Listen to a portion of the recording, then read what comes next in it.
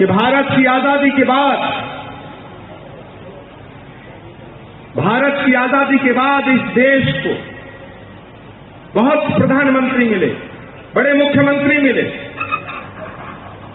कभी किसी पार्टी ने राज किया, कभी किसी पार्टी ने राज किया, लेकिन निसंदेह निसंकोच होकर के मैं कहना चाहता हूं कि सनातन का जितना काम भारत के यशस्वी प्रधानमंत्री नरेंद्र मोदी के कार्यकाल में हुआ है, इतना कभी नहीं हुआ।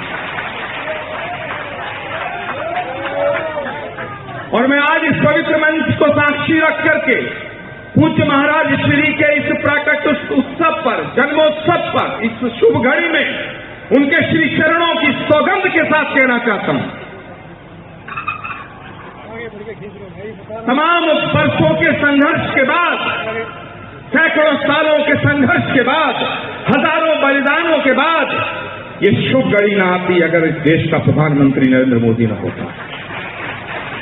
उत्तर प्रदेश के यशस्वी मुख्यमंत्री योगी आदित्यनाथ के कार्यकाल में महाराज श्री की अध्यक्षता में मर्यादा पुरुषोत्तम भगवान श्री राम की जन्मभूमि का मंदिर की प्राण प्रतिष्ठा समारोह सबके सामने हुआ।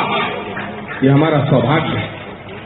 देखिए मेरे मित्रों, ऐसी शुभ घड़ी पर कुछ संदेश ऐसे देने चाहिए जो हमारे कानों से होते हुए हमारे दिल और हमारी अंतरात्मा में उतर जाने चाहिए। आज हमारे सनातन की कमजोरी क्या है? सनातन की कमजोरी सिर्फ ये है, और मैं इस मंच से बड़ी साफ दिल से कहना चाहता हूं, आपको चिंतन करना पड़ेगा।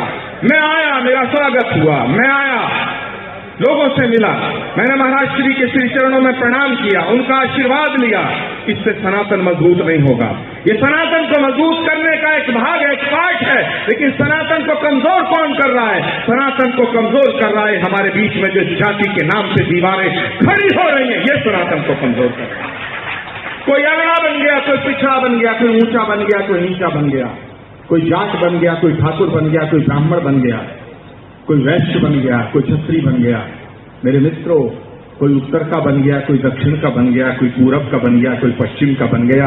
ये दीवारें यहीं रोकनी होंगी, वरना तुम्हें अगड़ा नजर आएगा, पिछड़ा नजर आएगा, ब्राह्मण नजर आएगा, ठाकुर नजर आएगा, लेकिन चिराग जला के ढूंढने से भी सनातनी नजर नहीं आएगा।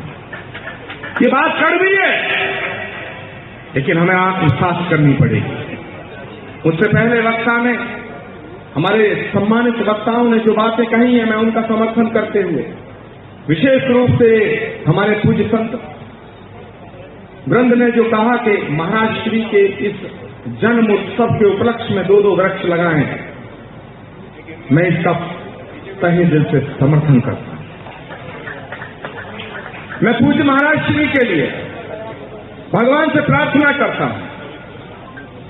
गोस्वामी तुलसीदास जी ने लिखा है कि कलयुग केवल नाम आधारा, सुमर सुमर नर तुरहि पारा। ये बात बिल्कुल ठीक है कि कलयुग में भगवान का साक्षात दर्शन बड़ा दुर्लभ है। उनका नाम संकीर्तन से, उनके नाम से सुमरण करने से मनुष्य का जीवन धन्य हो जाता है। लेकिन अगर मैं इस सीमा को तोड़ते हुए थोड़ा सा आगे जाऊं और मुझे परमात्मा और गोस्वामी तुलसीदास जी मेरी गलती के लिए मुझे क्षमा करें।